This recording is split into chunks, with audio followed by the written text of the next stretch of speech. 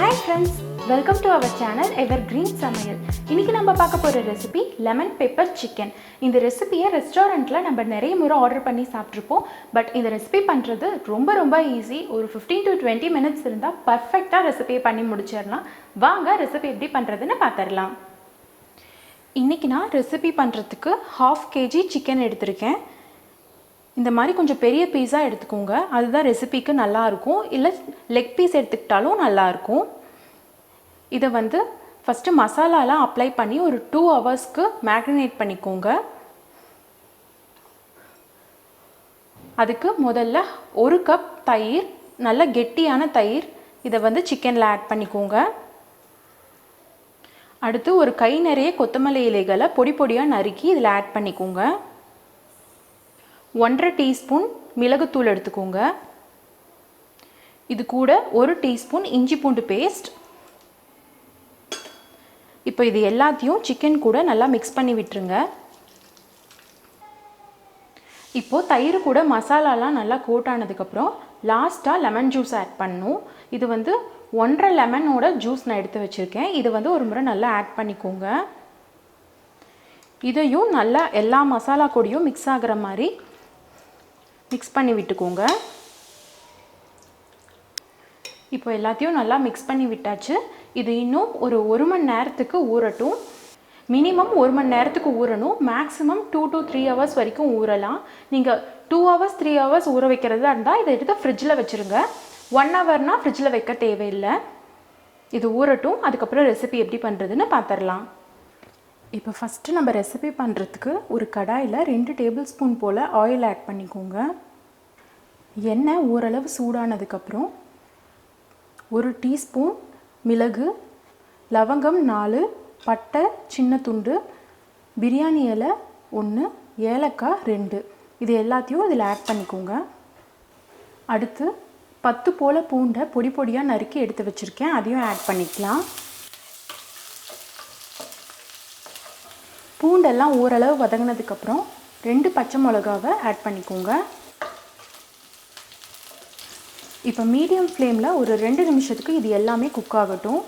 இப்போ பூண்டெல்லாம் நல்லா ஃப்ரை ஆகிடுச்சு.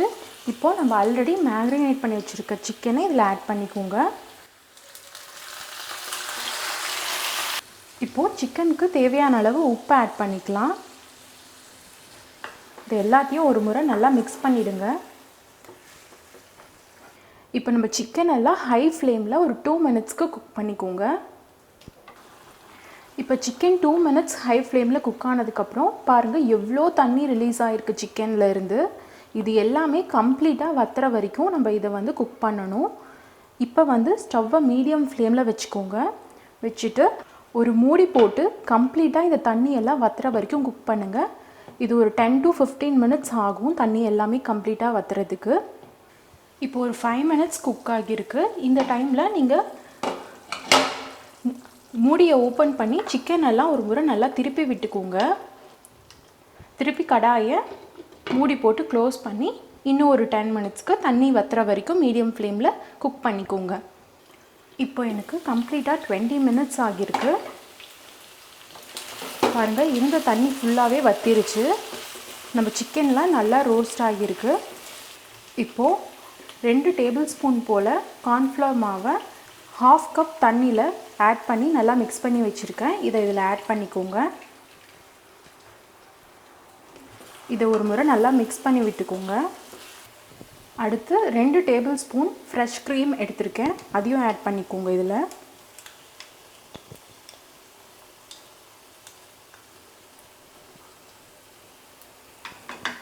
இப்போ இது எல்லாத்தையும் சிக்கன் கூட நல்லா மிக்ஸ் பண்ணி விட்டுக்கோங்க.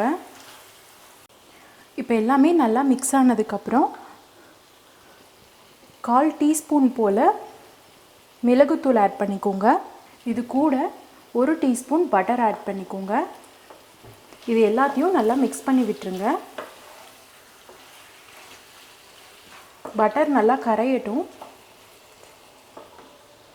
இப்போ லாஸ்ட்டாக கொஞ்சமாக கொத்தமல்லி இலைகளை ஆட் பண்ணிக்கோங்க. இப்போ இது எல்லாத்தையும் மிக்ஸ் பண்ணி விட்டுக்கோங்க நல்லா. இதை லோ ஃப்ளேமில் மூடி போட்டு ஒரு 2 நிமிஷத்துக்கு குக் பண்ணிக்கோங்க. இப்போ நம்ம லெமன் பெப்பர் சிக்கன் சூப்பராக ரெடி ஆயிடுச்சு.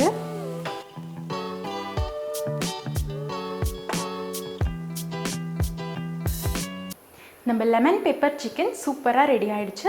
இது வந்து ஒரு பெஸ்ட்டு ஸ்டார்டர் ரெசிபின்னு தான் நான் சொல்லுவேன். எனக்கு ரொம்ப பிடிக்கும். நீங்களும் இந்த ரெசிபியை ட்ரை பண்ணி பார்த்துட்டு எப்படி இருந்துச்சுன்னு கமெண்ட்ஸில் சொல்லுங்கள்.